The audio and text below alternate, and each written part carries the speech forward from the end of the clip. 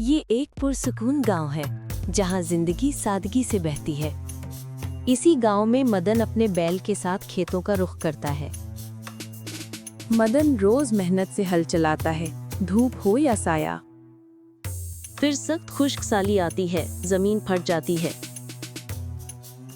नदी नाले सूख जाते हैं, गांव वालों की फिक्र बढ़ती है।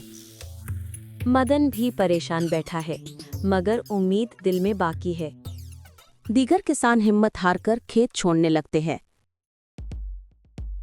लेकिन मदन अकेला मेहनत करता रहता है, बगैर रुके। अचानक तेज बारिश बरसती है, सब कुछ बदल जाता है। बारिश के बाद नई कौंपलें निकलती हैं, जमीन जाग उठती है। मैदान का खेत फिर से हरा भरा हो जाता है। दूसरे खेत खाली, मगर मदन का खेत लहलहा रहा है। गांव वाले हैरान हैं, मदन की मेहनत पर दंग रह गए।